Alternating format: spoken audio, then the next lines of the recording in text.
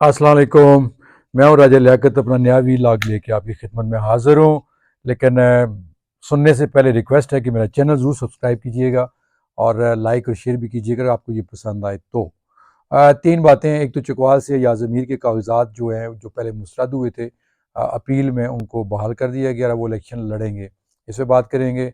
दूसरी जो सबसे अहम आज डेवलपमेंट हुई है वो सेनेट में करारदाद पेश की गई है बड़े पुरस्कार अंदाज में, जिसमें 12-14 सेनेटर्स बैठे हुए थे और वो करारदाद क्या थी कि इलेक्शन मुलतवी कर दीजिए। और ये 12-14 लोगों ने बैठ के वहाँ पे ये फैसला किया।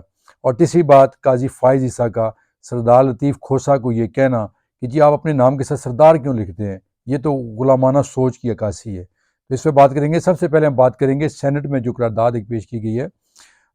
ये काकड़ साहब की गुफ्तगू से, उनके अंदाज से काफ़ी दिनों से ये महसूस हो रहा था कि वो अपने आप को अब लंबे टाइम का घोड़ा समझ रहे हैं और लंबा टाइम वो खेलना चाह रहे हैं।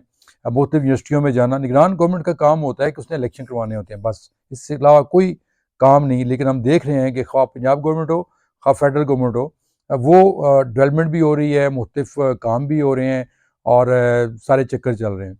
तो ये जो सेनेट में करारदाद पेश की गई है, इसका सोर्सेज का ये कहना है कि इसके पीछे जो है वो महर्रक यही हमारे जो निगरान वज़ीर-ए-आज़म है काकड़ साहब, वो और उनके जो मास्टर्स हैं पीछे, वो। उसकी वजह क्या हो सकती है? उसकी वजह एक तो पीटीआई का खौफ है, डर है कि तमाम तर हरबों के बावजूद जो कि एक दावा किया जा रहा था कि पीटीआई का नामो निशान नहीं रहेगा, और वो मुस्लिम लीग काफ से भी, बल्कि शेख रशीद की जो वो है ना, एक एक वो यक जमाती जमात, यक रुकनी जमात, उससे भी बुरा हाल हो जाएगा। लेकिन जितने भी इन्होंने हरबे इस्तेमाल किए, सही थी या गलत थी, इमरान खान सही था या गलत था, मैं उस पर नहीं जाऊँगा। लेकिन पीटीआई उतनी ही उभर के सामने आई है।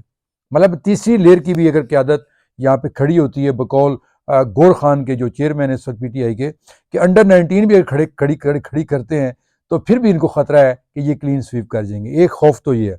दूसरा, वो जो असल हमारे मित्र हैं, जिनको मैं मित्र कहता हूँ, तो आप समझते हैं मुर्शद हैं जो, उनको ये लगता है कि उन्होंने मईशत को किसी हद तक बेहतर किया है। ज़ाहिर है प्राइसेस कुछ पेट्रोल के नीचे आई हैं, लेकिन आम प्राइसेस ये ज़हन में रखिएगा कि आम प्राइसेस पे कोई फ़र्क नहीं पड़ा। आम बाज़ार में आप जाएँ तो आज भी महंगाई का वही हाल है। तो वो ये समझते हैं कि कुछ नीचे आई हैं प्राइसेस, लोग थोड़े से मुतमिन हुए हैं उनके उनके ज़हन के मुताबिक। और ये ना हो कि अब नई जब सियासी जमात, जिसका डर है, खौफ है, वो दोबारा इक़्तिदार में आ गई, तो फिर वो इंतकामी कार्रवाइयाँ भी करेगी। और वो इमरान खान जैसे उनके बारे में कहा जाता है कि वो फिर चेहरे भूलते नहीं हैं, उनको ये एक डर है, खौफ है। तो ये इलेक्शन मुलतवी करने की ये जो वजूहात हो सकती हैं वो ये हैं। अब आप आते हैं कि ये जो हमारे काजी साहब हैं, बहुत अजीबो-गरीब किस्म के रिमार्क्स आजकल दे रहे हैं। समझ नहीं आती कि वो इस सीट पे बैठ के थोड़े से अपने आप में ओवर कॉन्फिडेंस हो गए हैं या क्या बात की है, समझ नहीं आ रही। मसलन 1-2 दिन पहले इमरान रियाज़ के बारे में बात की गई, तो उन्होंने कहा जी मैं तो इमरान रियाज़ को नहीं जानता, और क्या उनको जब वो आएँ यहाँ पे तो उनके लिए रेड कारपेट बिछाया जाए और उनके लिए फ़ौज लगाई जाए कि उनको इफ़ाज़त दी जाए। तो ये काजी साहब, ये काम तो सुप्रीम कोर्ट का ही होता है कि लोगों के जो राइट्स हैं, लोगों के जो हकूक़ है, उनका तहफ़्फ़ुज़ करना। अगर आप इसमें नाकाम हैं तो फिर आपको छोड़ देना चाहिए ये ओहदा। इनके इनके वैसे है, ये शुरू से ना खबरों में रहने के लिए बड़े अजीब-अजीब ड्रामे करते हैं काजी साहब।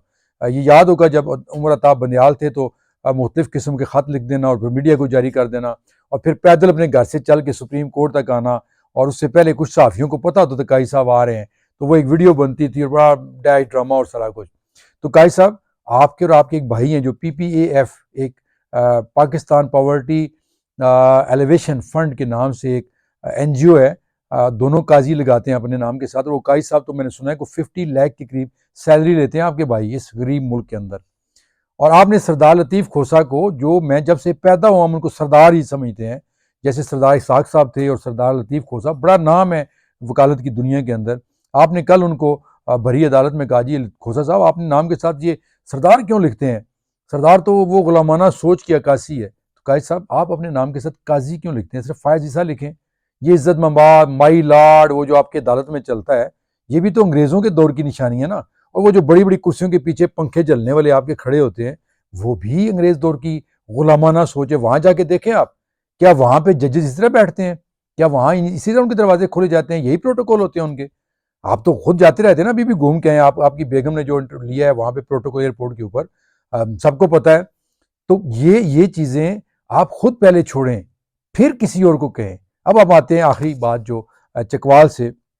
अयाज अमीर के साथ मेरा काफ़ी कन्फ्लिक्ट रहा है माजी के अंदर। कुछ गलतियाँ उनकी तरफ से थी और कुछ फिर मैंने भी जवाबन बहुत कुछ किया। और मामला हमारे प्रेस क्लब में अमन मीर साहब बैठे, तारक चौधरी साहब बैठे, काफ़ी लोग बैठे, वहाँ पर उन्होंने अपनी गलती तस्लीम भी की। लेकिन मैं ये समझता हूँ कि ज़िला चकवाल में और बल्कि पूरे पिंडी डिवीजन में उनके ज़ाती ख्यालात क्या हैं इससे हट के ये वो शख्स है जिसने जब ये MNA थे अपने मुस्लिम लीग नून के अंदर, तो वहाँ असेंबली के अंदर अपनी ही हुकूमत के ख़िलाफ़ ये बोलते थे और सही बोलते थे, टू द पॉइंट बोलते थे।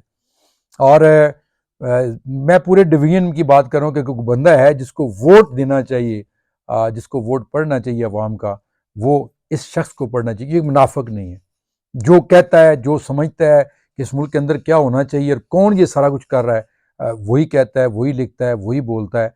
और मैं ज़ाती तौर पर मैंने कभी चकवाल की सियासत में हिस्सा नहीं लिया आज तक, लेकिन अगर इस दफ़ा इलेक्शन होते हैं तो लोग कहेंगे वो जी आप तो सहाफ़ी हैं, आप ये क्या बात कर रहे हैं। लेकिन सहाफ़ी होने के साथ साथ मैं इस मुल्क का शहरी भी हूँ और मेरे वही जज्बात हैं जो किसी भी शख्स के हो सकते हैं। तो मैं पार्टी की बात नहीं कर रहा, मुझे नहीं पता कि वो किस पार्टी से, मेरा नहीं ख्याल कि PTI की टिकट से अभी तक तो ऐसी बात नहीं है, लेकिन उनको ऐसा बना के पेश किया जा रहा है कि वो PTI की टिकट से, लेकिन वो आज़ाद भी खड़े हों तो मेरे ख्याल में वो वाहिद एक ऐसी शख्सियत हैं उस हल्के के अंदर कि जिनको वोट पढ़ना चाहिए। और मैं अपने चकवाल के तमाम दोस्तों को, जितना भी मेरा हल्का बाब है, सबसे ये दरख्वास्त करूँगा कि अगर अयाज अमीर इलेक्शन लड़ते हैं और यकीनन वो लड़ेंगे, तो फिर ना सिर्फ आप खुद उनको वोट करें बल्कि सपोर्ट करें और खुल के सामने हैं। कुछ नहीं होता, कोई आपको मुंह में नहीं डालेगा, कोई आपको फांसी नहीं लगाएगा। ये मुल्क जो है ये सिर्फ चंद लोगों का मुल्क नहीं है, हम सब का मुल्क है और हम अपनी आज़ाद राय देने का पूरा हक रखते हैं।